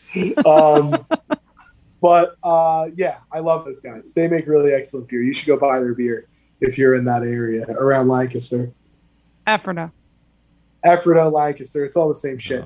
I'm from the city. I'm from civilization. It's all the same. Look, you asshole. Oh boy. I'm joking, people of Ephrata and Lancaster. Continue buying Stickman at your favorite establishment. I am joking. I actually have great love for the Lancaster area. I spent a lot of time there as a kid. What I don't think people know is the oldest Reformed Jewish synagogue in the country is in Lancaster, Pennsylvania. Sharei Shemayim. Shout out Sisti Youth Group. I would go to all their youth group events because I was involved in like a larger like youth group thing for like Jewish kids in the region, and I just like happened to be friends with all the Lancaster kids, so I went out there all the time. So I spent a lot of time in Lancaster City as a kid. Some of my best friends were there. Please don't stop drinking my beer. I know you guys live in the city. I know it's not all horse and buggies. I'm just kidding. Keep drinking my beer. But it is a tiny little ass town. Hey, but Lancaster has the best market. I'm just saying. It's so cool, isn't it? Mm-hmm. Isn't it so cool? And yeah, I like hanging out there. It's a cool little city. It's fun. The Horse Inn is such a cool bar. Yeah, Lancaster's awesome. It's a cool place to hang out. Effort is pretty cool too. Effort is a cool town. I only know about Poor Man's in Effort. I've never really hung out in Effort. There's a really You've never been to St. Boniface? Oh, I've never actually physically been inside St. Boniface. Oh, it's so great there. That's what everybody says is it's cool to hang out there. But yeah, I've never been inside it. I don't really find myself out that way that much, because the truth is, if I am not at work, like I'm not often trying to go to other breweries. Yeah, it's understandable. Because it's what do they call it? A boatman's holiday. Is that what they call it? I've never heard that. Is that a thing? That's the saying, I think, a boatman's holiday, because if you're a boatman, you spend all your time driving the boat to get people places. But then if you want to go on a holiday, you got to get on a goddamn boat. So it's a catch-22. Okay. Boatman's holiday. It sounds vaguely familiar. Like I've heard it before, but I didn't know what it meant. Yeah, it's an old-time saying, I think. Dan's good. But yeah, so as a result, I don't spend a lot of time driving out to breweries. The first result on Google is The Boatman's Holiday, a Fable on Kindle. See, maybe you should read it. Learn a thing or two. I don't have a Kindle. But it's a fable. Yeah, fables teach lessons. That's what makes it a fable and not a folktale. When the boatman ferrying souls of the dead. I'm sorry. There we go. When the boatman ferrying souls of the dead across the river is on holiday, we linger on the far shore of hell. Is that sweet or sweat? Sweat and study the terrain. For that reason, we move slow motion through the novel, a frieze, I think that's how you pronounce that, of images projected by memory and desire, ghosts haunting the past activated by the imminence of the future. Like an ancient fable, the story unwinds on that far shore. Who will be plunged into darkness? Who will survive? As one eye glances quickly at the past, the other scanning ahead. The Boatman's Holiday. Click here to read more. Sorry. I thought it was going to end there. So did I. Yeah. Well, here we go. Focuses primarily on 5 transitional years in the 1960s. I am so confused. Me too. Here we have another side of the 60s, this probing narrative populated by an artistic, intellectual fringe, a certain limbo deliberately separate from any noisy pop cultural explosion or even the silent majority. Deliberately projected in a fusion of styles and forms, the absorbing characters we meet are artists, journals, a yoga master, a musician, a writer, an inventor and his wife, and 2 20-something students, all a little dislocated, even lost, as they examine the emotional and aesthetic perplexities in their lives. A little lost? Aren't they supposed to be on the shores of the River Hades? I don't understand how we lost? went. Yeah, we went to from like mythological shit to like displaced souls in the 1960s. I kind of have a problem when they say an inventor and his wife, because all I can think of at that point, and this is strictly me because my brain is stupid. The time traveler's wife? No, that would make way more sense. Gilligan's Island. A millionaire and his wife. Lovey Howell. His wife, yeah. Oh, I just locked it. Gilligan. Let me tell you about Gilligan's Island. Gilligan's Island is a fucked up show. Of course, Ethan has a hot take on Gilligan's fucking Island. What did you say? I'm sorry. I totally talked over you. What did you say? I missed what you said. I said, of course you have a hot take on Gilligan's Island. I just think it should be easier than that to use a functioning radio to contact somebody for help. Like, Jesus fucking Christ. You know?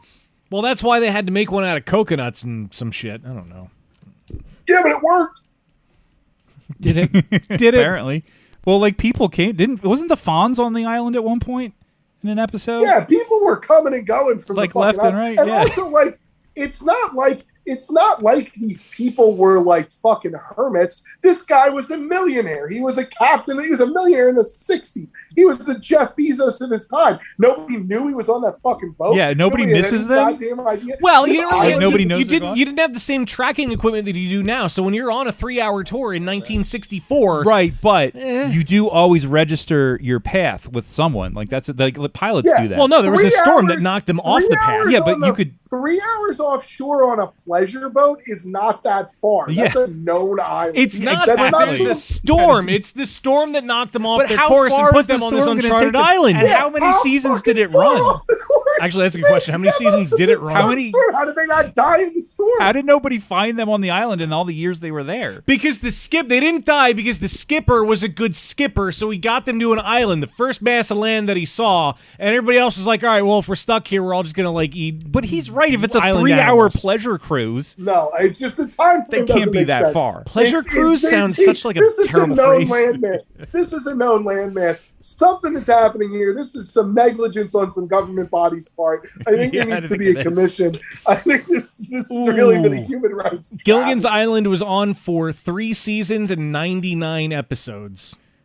Okay. Which is actually impressive. That means it's an average of 33 episodes per season. 33 but still, episodes a season? That's a long fucking season. Let me tell you However, something about- they should have just the network could have given them one more episode to hit that 100 episode Do you mark. really think the plot of the average episode of Gilligan's Island really took all that long to come up with that they couldn't produce that many episodes?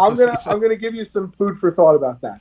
So when I've been in various states of mental collapse throughout quarantine, and for a while to just quiet my brain down, I was binging the Brady Bunch, and what I began to realize is so each season has again like 30 episodes. Wow. That was like a thing in the 70s.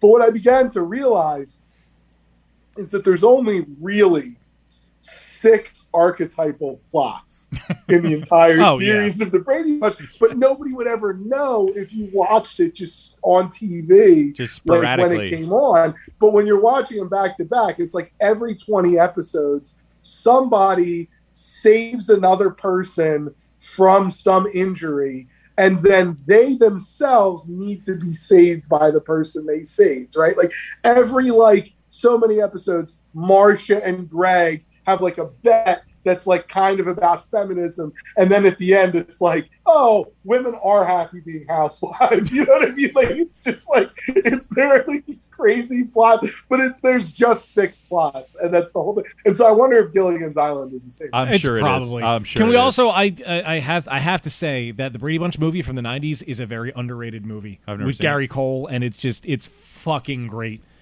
It takes place in the 90s, but the family is still like the 70s versions of themselves, and it's totally an absurd fish out of water comedy, but it's so great. I didn't know that existed, but I'd love to see it. There was a sequel. It was the Very Brady movie, and then I think it was like a Very Brady sequel was the second one. I remember when it came out, it was a big deal. It was a lot of hype. Yeah, it was. I mean, I also love Gary Cole. He's great, but it's an underrated thing that I want to go back and rewatch again soon. Never saw it. You want to talk about social issues? You should really look at the Brady Bunch and the way that they handled some hot button issues of the day. Oh, sure. A very special episode. Oh, my God. Well, there was one episode where there was just like an NFL player, and they were like, oh, yeah, this guy went to high school with Coach. And then they showed the two of them, and Coach is like some white dude from the Brady Bunch. And the NFL player, I can't remember the guy's name, but it was a black guy. And I was just like, this is the 60s. Everybody watching this show knows that these two guys did not fucking go to high school together. Like, why did you have to say that they went to high school together? That's so weird. Everybody watching the show knows that one of these men was violently denied the right to go to high school with the other guy, like, 8 years ago. Like, that was going on. Like, what the fuck are you talking about? You know, these dudes are in their 40s. They did not go to high school together like, in 1920. You know, like, it's not what fucking happened. Whew. Oh boy. Yeah, the Brady Bunch is wild. I was looking up the. I see you looking at the iPad. The article, the Wikipedia article on Robert Reed, who was the original Mike Brady, and I was going to reference something that I'm apparently very wrong on, and I'm glad I looked it up. I thought that Robert Reed had committed suicide because he was gay, and at the time it was not as acceptable to be in that lifestyle. There may be some truth to the fact that he was gay. However, he died of cancer that was complicated by HIV, or I guess HIV that was complicated by some kind of cancer. Oh. Yeah. Wow, I didn't know that. Yeah. Well, that's a shame. It is. It is. I could go down another social justice rabbit hole about how the AIDS epidemic was engineered by indifference and because people fucking hate gay people. But that's a whole other thing, you know? Yeah. We've had a light episode. Yeah. So I won't spoil let's it with that one. Yeah. Mostly late. We've had a couple. Yeah, I mean, we did it. We talked about a couple serious things, but yeah. Well, I was being deeply sarcastic when I said that. I was just saying that we've not had a light episode. But you can't solve all of society's ills on the Beer Busters. But we can. you know? Hey, I don't hey, believe we've solved any hey. of them. I mean, really. But we'll try our fucking hardest. Do you really want to do this weed pairing thing with me as a podcast segment? I really want to do it. I'm in. You are you in? You got your card. You got. I mean, your yeah. stash? I mean, I enjoy smoking marijuana as much as you guys do. I assume. I don't know that I'm so keen on like doing a podcast and talking about it like in depth like we do beer. To be honest. Okay, that's cool. I mean, I'd be cool to see if you guys. I was talking about a 5-minute segment where I Okay. was just like, I You bought can't this do wine- anything in 5 minutes. What the fuck are you talking about? I don't know. Rachel can probably tell us otherwise. I'm so sorry. I'm Whoa. so sorry. Oh wow, Whoa. that took a second. Wow, that is an accurate joke. Oh boy. I'm drinking a beer we haven't had on the show in 5 years. 5 years. What What's is it? that? Oh, is it beer from a farm? Beer from a farm. Holy shit! I don't think I got that. How is it? I know what beers you bought and you don't.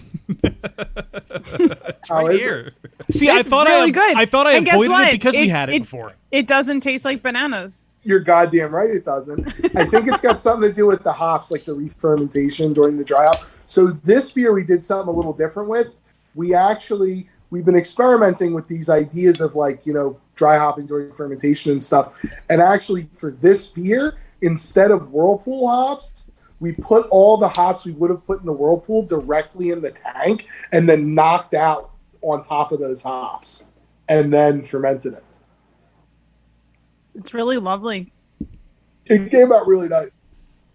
Have you haven't brewed this in a while though? How long has No. this been back? We just released it a couple weeks ago. What made you come back to it?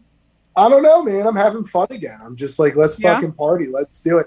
People are buying more stuff again, or at least like the proportions of what people are buying are kind of like, it's starting to spread out again. You're starting to see customers, you know, try things with a little more variety to them, which I'm excited about. Well, and plant matter, that's another one that hasn't been That around one's for a while been too. was retired for like 3 years. Yeah. Brought that back. We only did a 7-barrel batch of that. So which is was there smart. hope that the barrel program will come back? We've been talking about it. There's some talk about potentially expanding the space again, and we might add some barrels if we expand the space some more, which, we'll see how it goes. The one thing we're doing is a lot of these more like oak heavy things, like in the steel tanks, my worry about doing like the Brett and sour barrels in large part at this point comes from the canning line, because like canning is so important to what we do, and if like there's any kind of cross contamination, it gets in the canning line, like we're going to have to dump thousands of dollars worth of beer when we find out about the issue, including, and then do some like days long maintenance project on the canning line to like be sure that we've cleaned out all the bacteria and stuff. So it worries me because our brewery, like as you've seen, is not really conducive to like, we don't have like isolated spaces. Everything is kind of like flows in one area. So, but I would really like to bring barrels back to do, I have some ideas for certain like barrel aging of like certain styles of beer that I think would be really cool in like the clean beer world. So I would like to bring some barrels back for that at some point. We'll see. It's Steph's life mission to get barrels back at Stickman Brews, I think. I take it as a tremendous compliment. She spent a lot of time, must be good at making stuff with barrels. I remember your reaction, Steph, when he said that he was getting rid of the barrels. You were so disappointed. I was. Well, yeah, dude. So it's kind of twofold. I was disappointed, like, because his barrel beers are really good, but I also kind of felt like that was like the last part of like Ethan's original dream for this brewery. I feel like it was him officially like, fuck it, I'm not doing what I set out to do. I'll just make fucking hazy IPAs. Like, I felt like that was like the end of it. That's what it was. You were like, you were going to be this amazing open fermentation Belgian beer brewery. Like, you had this vision, and like the industry, I just felt like for a little bit brought you down. And that's why, like, with this experimental series and to hear you talking about some of these beers, like, I do feel like your mojo is coming back a little bit.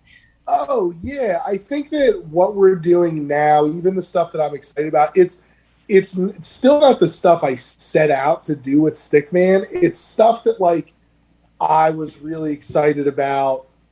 It's the stuff that like I like to drink, honestly. Like the sour beers and stuff I'm really into because they are beers I like to make and play with. Oh, look at that old growler. This is from when you had barrels, by the way.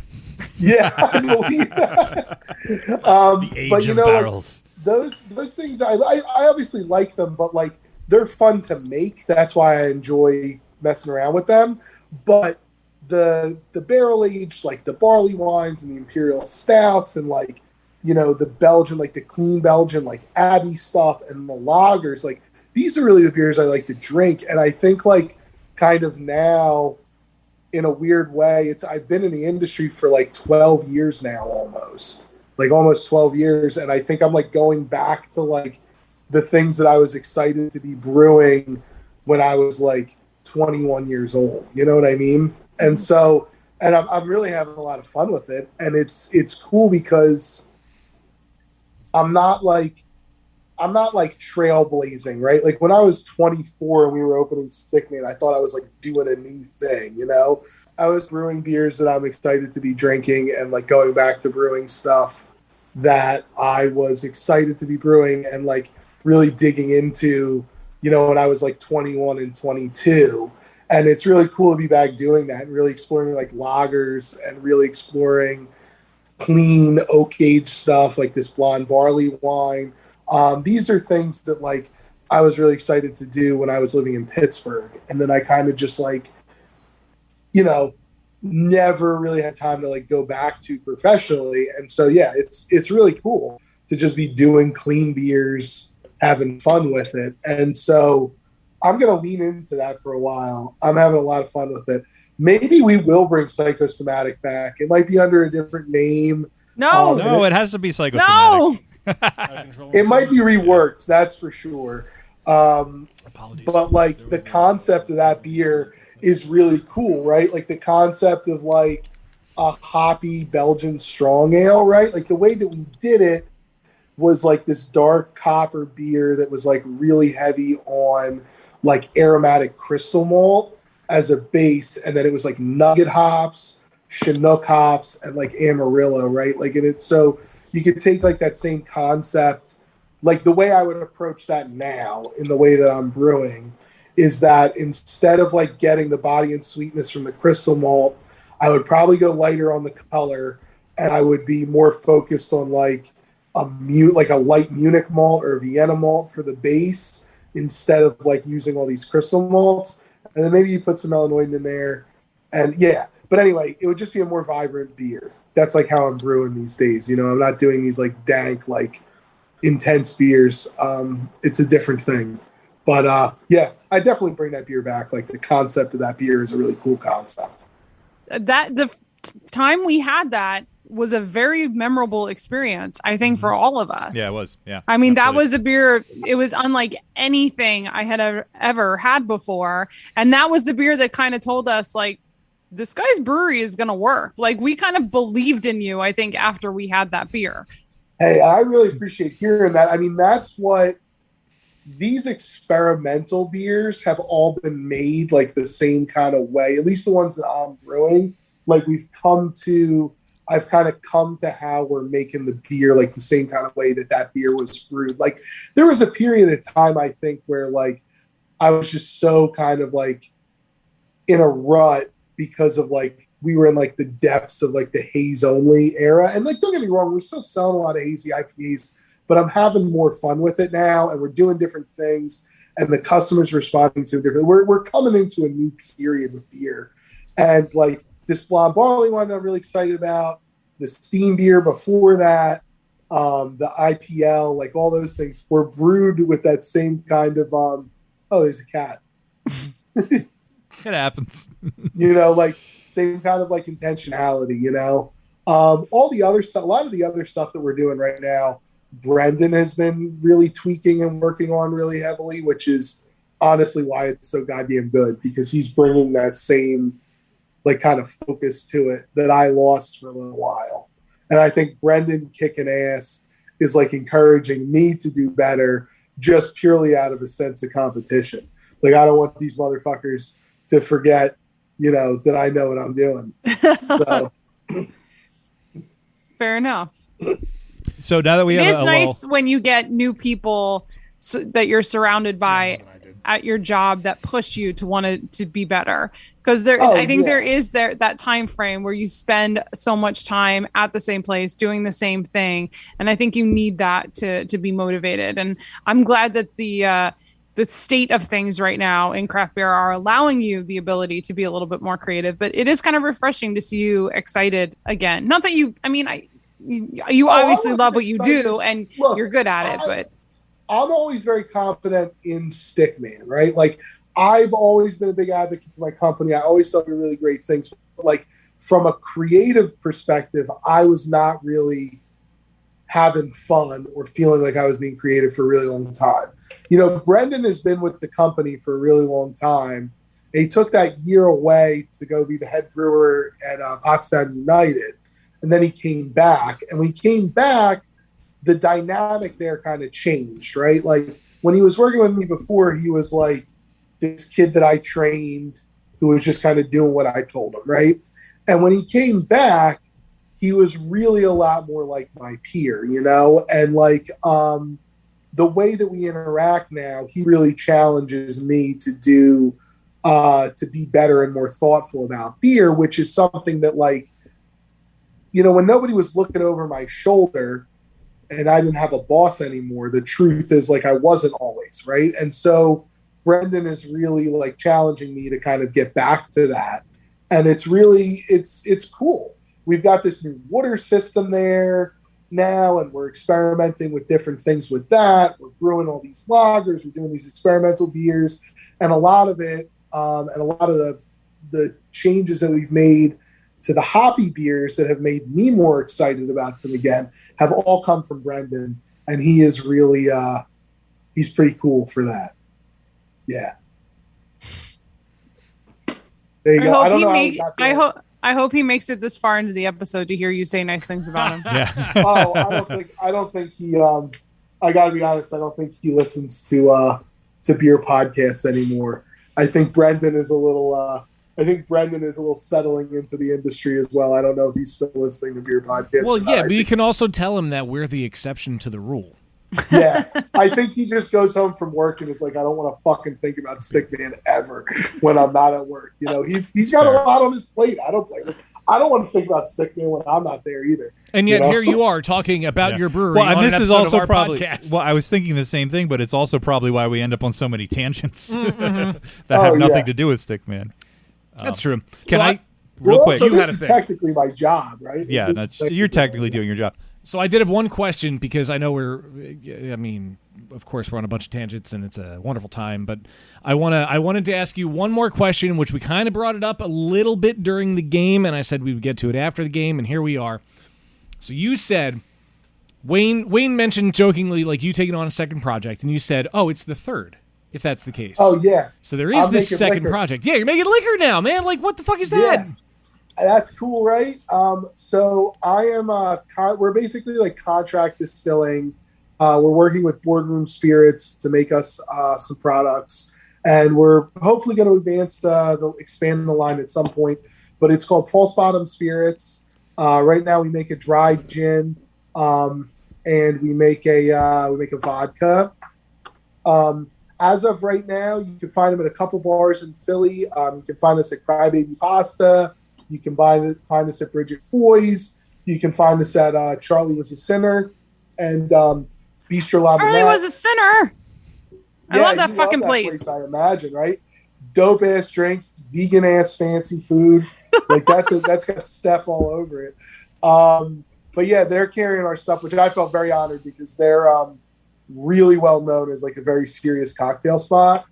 And so you can also order our product online through the PA Liquor Store, PA Fine Wine and Good Spirits. Also, we're going to be in Delaware as soon as the check clears for the state registration process. So we're going to be in Delaware pretty soon too. So if you're listening from Delaware, buy False Bottom Spirits. Do it. So you said it's vodka and gin so far, right? Yeah. Okay. Right now, we're in the very early stages. I think the goal eventually is to have some whiskeys. The goal eventually is to maybe even get into some tequila or importing some rums or brandies or some stuff like that as well. The company is licensed as an importer right now. And so we have the ability to like contract our own stuff. We also have the ability to like work with people out of the state or even out of the country to produce like regional projects. I've been really fortunate in my life to have some cool personal connections and travel experiences in South America. And I am hopeful to maybe take advantage of some of those in a positive way and maybe bring in some stuff like some pisco or something, which would be really cool. That's I think awesome. legally, technically, we also have the ability to import wine. I'd have to look at the license, but we haven't really gotten into wine yet, but we may as well. Stickman Vineyards. Yeah. Well, this is actually not with Stickman. This is a side project of mine with two guys, Evan and Brian. Evan's really kind of the owner of the company, and me and Brian are sort of acting as like advisors, consultants, however you want to put it. And it's, but yeah, so it's Evan is a guy actually before I opened Stickman when I was, 20 years old, 21 years old, me and Evan and another friend of ours, Jeff, tried to rented a warehouse and tried to open a distillery in Pittsburgh. And actually got decently far along in the process. But just hit a brick wall in getting funding to do some work on the building. But Evan is involved. And then my buddy Brian, who's just a very close friend of mine, who's a smart guy, is involved too. That's awesome. Philly industry veteran, I love that you mentioned that you're branching into whiskeys as one of the next moves that you want to make. I'm going to throw out there if you want an unbiased third-party opinion on some test batches of whiskey. Yeah, you're my man. Your buddy that lives not 5 blocks away from you once in. Yeah, I got you covered, All right, man. cool. All right. It's gonna be a while, but my ultimate goal is to start like a cool project where I have like a warehouse where I'm buying like other people's whiskeys and aging them myself and then blending them in different ways. So almost like a Bordeaux style winery or a lambic blendery, but with whiskeys. Like that's what my eventual goal is for this project, is to be doing stuff like that and then also producing, you know, a little bit of gin, a little bit of vodka, a little bit of tequila, but like with this like blending project. So it's going to be several years till we get there, but that's my hope for things. That's awesome. That's such an exciting project, and I'm so glad that you're doing it and that you have aspirations to grow it and continue doing it. So I guess that okay. So if with the aforementioned barrels, we're going back to that for a second. Do you plan on, or do you think you could age any of your beers in any of your Forgotten Bottom Spirits barrels? False bottom. I'm so sorry. Forgotten Bottom. No, there's a neighborhood in Philly that's I'm sorry. The False Forgotten Bottom, yeah. But that's funny. Oh, the Forgotten Bottom is a wild time. That's a scary neighborhood. Oh, that's an awful neighborhood. But that's why it's forgotten. It's not doing well. But we I mean, I hope so, right? Like that would be super fucking cool. I mean, this warehouse idea is 5 to 10 years away. You know, like the honest truth is like we've sold spirits to like Stickman Brews and a couple of like 5 bars in Philly, right? So we've got a long way to go. I'm hopeful with things reopening and kind of like things at Stickman running really well with all the great people we have on the team. I'm hopeful that I can focus on the Spirits project a little bit and grow the company at least to the point where we can afford a little warehouse and the ability to blend some cool stuff. But, you know, that's a couple of years off. And then once we're able to have the warehouse, you know, obviously it's at least 2 to 3 years before any of those barrels would then be available for beer. Right. So, but yeah, I mean, that would be a cool long-term thing that I would really love to see happen for sure. That's awesome. I would like to buy a bottle of your vodka because I just looked back to double check that I'm almost out of vodka. So we'll make this I would happen. like some gin. Please. I would also buy gin, but I have an unopened bottle of gin, so I don't want to be. Well, we flush can with work gin. it out. We could do the way that you buy a bottle of False Bottom Spirits is if you go on to the Pennsylvania Fine Wine and Spirits website, you just search our name and you can order our products right into your closest liquor store, where I will personally deliver them in the back of my Toyota. And then that is the same Toyota that had cans of this beer in it last time we spoke to you. Yes. Oh no, that was the Subaru. So the Toyota is my little car. The Toyota is my little car for my personal vehicle. The Subaru used to be my personal vehicle, but now is a Stickman delivery vehicle. It's super cheap. Yeah, it's not very expensive, but it is very good. That's the important part. It's $20 for a bottle of gin, or $18 for a bottle of vodka. Oh shit, that's really or maybe good. it's 22 or something. 20, but still, like anything in that ballpark is good. I mean, I'm not a huge vodka guy, so I usually spend like, I don't know, $10 or $15 on a bottle, and I just mix it with whatever the fuck I'm drinking vodka in. But like that's awesome. I mean, it's local business. A guy that this is high end. love. I mean, this is high quality stuff. It's awesome. We're cheaper than Stateside and Blue Coat. We are for sure. Oh yeah, so that's a good move because they are like for all intents and purposes the Philly distilleries, right? And they are without being Philly distilled. They're doing good stuff, but our price point does come in a little lower than theirs, and I do think our gin is pretty interesting. You know, like I think our gin is really a unique product, and I think it's really, really good. So it's worth trying. Recently, we did an event at a Mies in Devon, which was a really cool event, where they made some cocktails for our products and like kind of featured it for the day. That was really, really fun too. So we do stuff like that. So if people follow False Bottom on social media, Facebook or Instagram, we're always talking about that kind of stuff. Hopefully we're going to be doing an event that's a combo False Bottom Stickman event at Prohibition Tap Room sometime. We're just in the early stages of planning that. So we'll see what happens. That's cool, man. I'm so excited for you branching into that. That's amazing. Yeah. I wanted to do it for a while. I used to have a liquor still hidden in a barn in Ligonier, Pennsylvania that we would like moonshine on. I remember really hearing about liked that it before. still. Yeah. We've talked about that before. I love how fast and loose you've played with liquor laws over the years.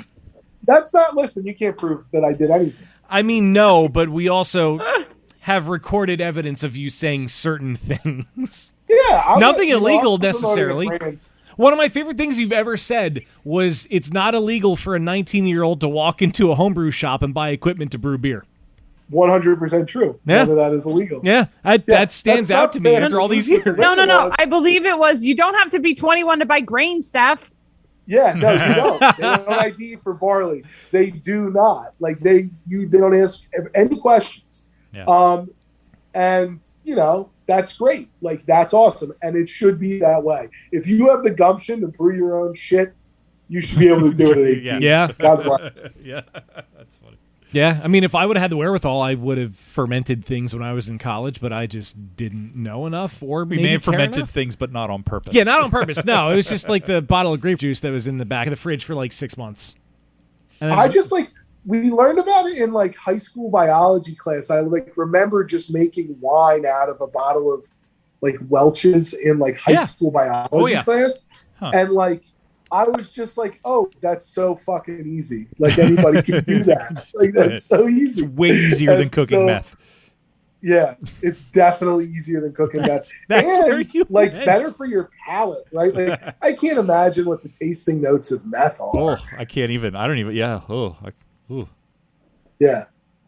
Euphoria. Yeah, I'm going to look that up now. What does meth taste like? You smoke it, right? That's how you do it. I'm going to let can, you can grab do it that any one. kind of way.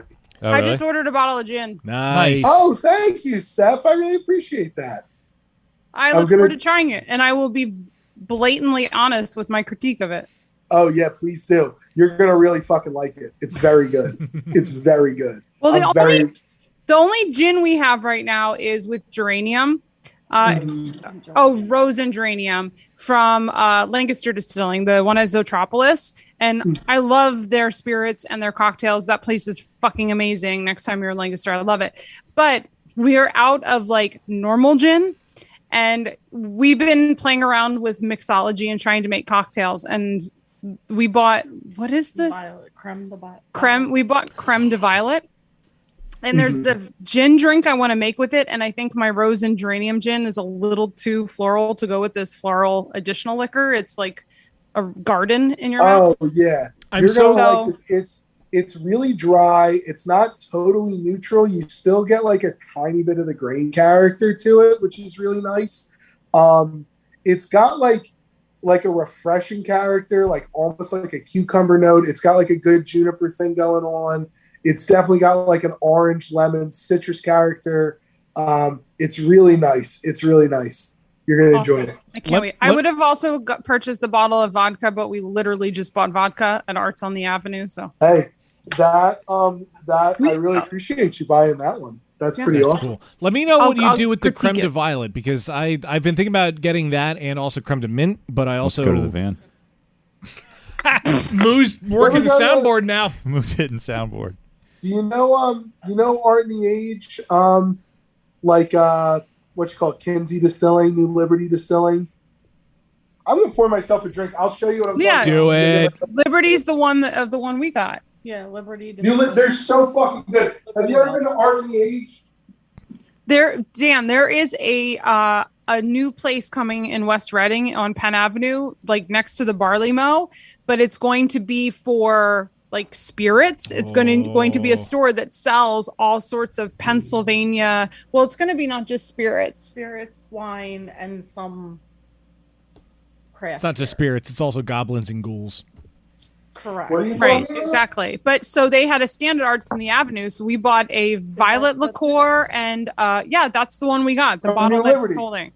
Yep. Yeah, this is the coffee.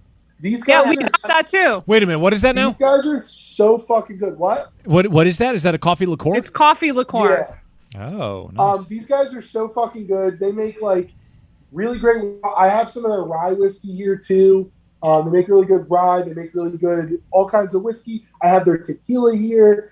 There's a store in Philly called Art and the Age, where they have all kinds of excellent shit, all the way up to like $80 bottles of fancy brandy and shit like that. They sell like the front of it is cocktail supplies, and they have all of these like unbelievable bitters and like syrups and different stuff for cocktails. And then in the back is a cocktail bar with all of their stuff, plus like, all kinds of bottles of different liqueurs, all kinds of like these brandies and tequilas and rums, and they're so goddamn good. These are the people I want to be when I grow up. Can you text me that place's information, because that sounds like heaven to me? Yeah, Art and the Age. Yeah, when I get off my my phone. Oh shit, that's right. You're on your phone now. I'm so sorry. Currently in use. Yeah.